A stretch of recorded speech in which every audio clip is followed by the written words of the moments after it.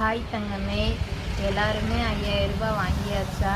இன்றைக்கி full and full bank ATM எல்லாத்துலேயுமே இந்த 5000 ரூபாய் எடுக்கிறதுக்காக தான் அவ்வளோ கூட்டமாக இருந்துச்சாங்க. என்றைக்கு நம்ம ஒரு பொருள் ஃப்ரீயாக கொடுக்குறாங்கன்னு சொல்லி இப்படி நம்ம போகிறோமோ அப்போ வரைக்குமே நம்ம முட்டாளாக தான் இருப்போம்.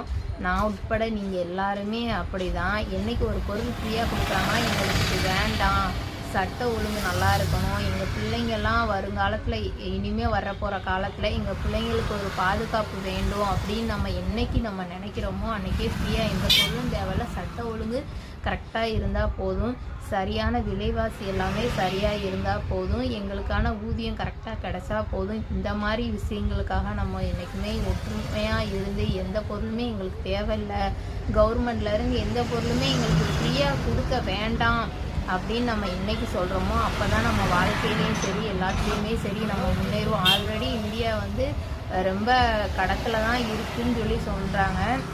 இந்த பணம் எப்படி வரும் நீங்களே யோசிங்களேன்.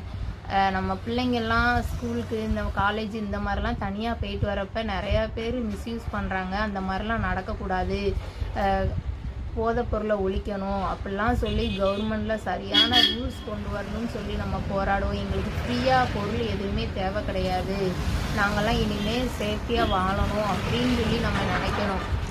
இப்போ தாங்க நம்ம முன்னேறுவோம்.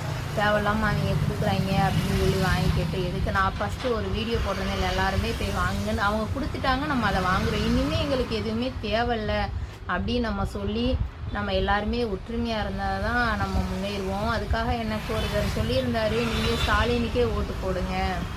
எனக்கு ஓட்டே கிடையாதுங்க. ஃபஸ்ட்டு அப்ளை பண்ணி வாங்கி 2 டைம் ஓட்டு போட்டேன். உள்ளாட்சியும் ஏதோ ஒரு ஓட்டும் நான் போட்டேன்னு நினைக்கிறேன். எனக்கு இந்த சட்டம்லாம் தெரியாது எதுவுமே, ஆனால் 2 டைம் போட்டேன். அதுக்கப்புறம் ஏன் நான் இப்போ கூட எல்லாருமே சீட் ஃபில் பண்ணி எல்லாருமே ஓட்டுக்காக கொடுக்க சொன்னாங்கள்ல, நான் அது கொடுக்கவே இல்லை.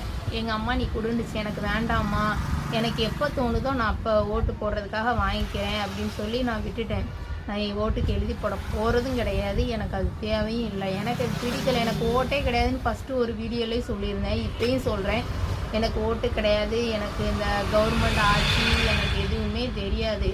ஆனால் இருந்தாலும் ஃப்ரீயாக கொடுக்குற பொருளை நம்ம வாங்கக்கூடாது. நமக்கு இப்போ நானே தனியாக போகிறேன், எனக்கு ஒரு சேஃப்டி வேணும், ஒரு பயம் இருக்கணும் ஜென்ஸுக்கெல்லாம். சரி, நம்ம யாரையும் எதுவும் பண்ணக்கூடாதுன்னு கரெக்டான சட்டத்தை இந்த கவர்மெண்ட் நினச்சாதான் முடியும். அப்படி கொண்டுட்டு வாங்க, எங்களுக்கு ஃப்ரீயாலாம் இந்த பொருள் வேண்டாங்க. இதை தாங்க நான் சொல்லணும்னு நினைக்கிறேன். நான் சொல்கிறது சரியாக தப்பான்னு தெரில தங்கமே. உங்களுக்கு பிடிச்சிருந்தா நீங்கள் ஏற்றுக்கோங்க. எல்லாருமே நம்ம என்றைக்கு ஃப்ரீயாக கொடுக்குற பொருளை நிராகரிக்கும் அப்போ தான் நம்ம வாழ்க்கையில் முன்னேறுவோம். ஓகே, பாய்.